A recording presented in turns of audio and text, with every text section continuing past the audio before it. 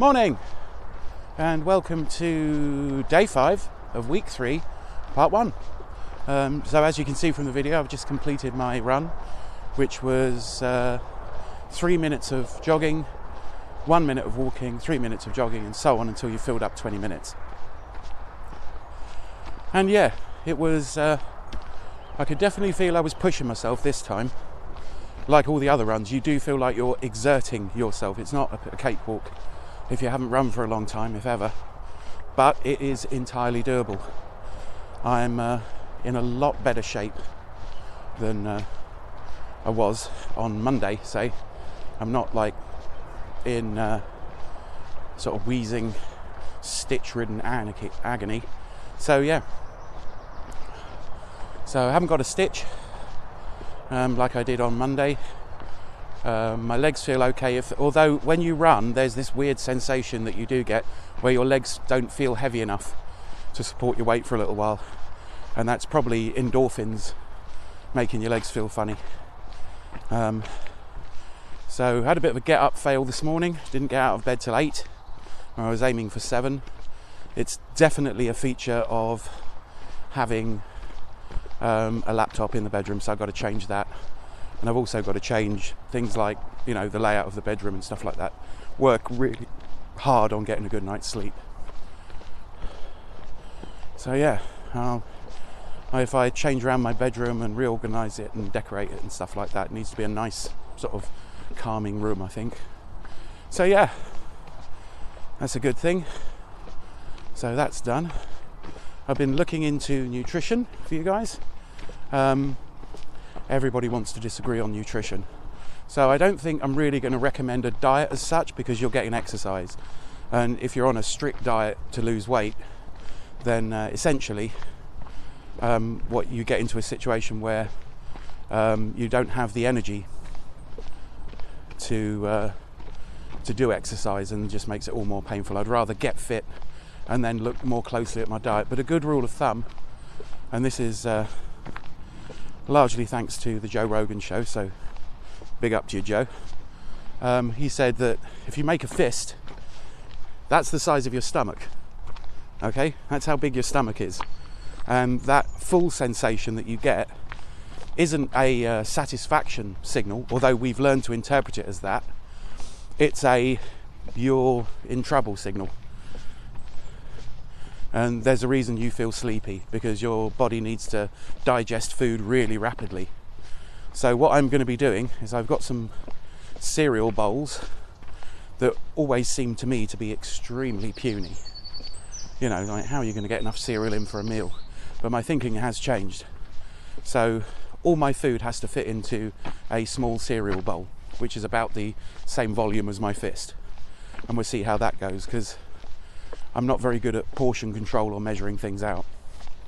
So I might have to be very strict, and I'll see if I can film something like that for you, get that done. Other dietary things I've been doing, I'm trying. I really love yogurt. I'm like that guy in Brooklyn Nine-Nine. Terry loves yogurt. You know, V sure does love yogurt. So yeah. So what I've taken to doing is I just buy zero fat yogurt by the kilo now. And again, I've got to do portion control, but you know, maybe half of what I ate last night. But I was really in the mood for something sweet, and I didn't want to get any fat. So all I did was put 2 bananas into some plain yogurt and then whizzed it with a little bit of extra fruit in. So I'm using frozen fruit to make the yogurt extra cold. So a little bit of frozen fruit, quite a lot of zero fat yogurt, and a banana or 2. But has to be said, what I made last night was essentially 2 desserts worth, and I ate it all. But it was after work, so I'm letting myself off. But yeah, I'll be eating that, but less of it, even though there wasn't really any fat to be had in it. So yeah. So if you're going to do this, you do need carbohydrates, you do need some fat in order to function. You're going to need fibre, so fruit, veg, a little bit of lean meat. So I'm trying to remember, did I eat any meat yesterday? Yeah, I had some bacon that is going to go off, so I had 2 slices of bacon, some mushrooms and some scrambled eggs yesterday. That was my main meal before I went to work, and I came home and had a vegan curry and rice, and yeah, and the banana yogurt. But the banana yogurt, so about half a litre, so 500 mils, that's way too much yogurt to be eaten, at least twice too much, but that probably cost me about 20p to make. Just a little bit of frozen fruit, a couple of bananas, and you know, the yogurt. It was just great, and way tastier than banana flavour yogurt. So along with that, Harlequin did say that it's quite easy to make frozen yogurt.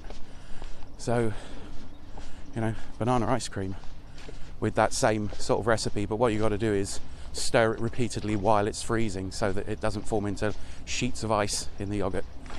So we'll try that, and like, we'll probably be doing some really simple cooking throughout the course of the next few months, just so you can see, you know, and you know, you all know how to do a steak or how to cook a piece of chicken.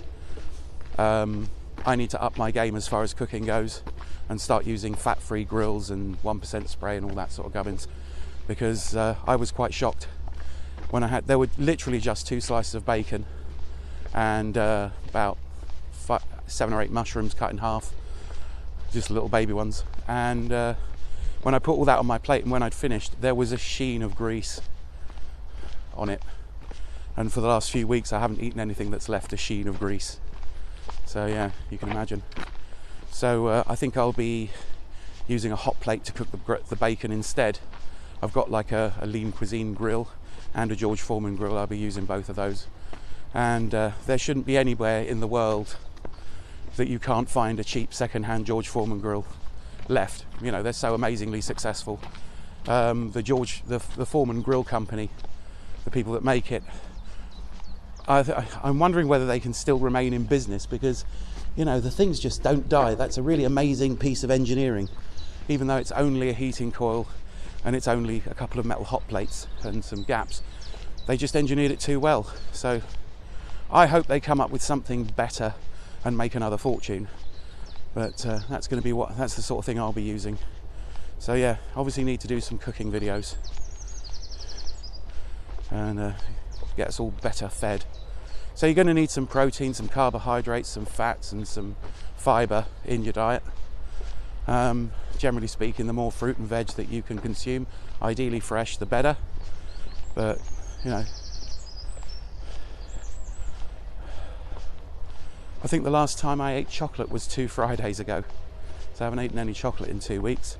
Haven't had any ice cream in 3 weeks, and I haven't eaten any pizzas. And I was considering cheating today because it's my day off. So I think whenever you sidestep, you know, something that you don't really need to consume, that's a win. And I'm at the end of my pay week. I had some stuff to pay out last week and some things I wanted to get, like the blender, and restock my food cupboard with healthier stuff. So yeah, I had money left over, you know, and donations on top of that. So what I'm going to try and do is I'm going to do a reverse of what I usually do. This is financial health now. Okay, so at the end, on the 1st of the month, I pay my rent, which is about 45% of my income at the moment. More on that later. And so what I'm going to do before I buy anything is I'm going to put my rent money into my savings account before I'm allowed to buy anything other than bread or my bus fare or you know incidental stuff. So I'm going to try and get that the amount for rent squared away in my savings account before I get to spend any money. So yeah, so bills and stuff obviously need to be paid, but you know, I'll basically act as if I have zero discretionary income until my my rent's put away, and then I'll decide what to spend the money on. So that's also where the very kind donations this month so far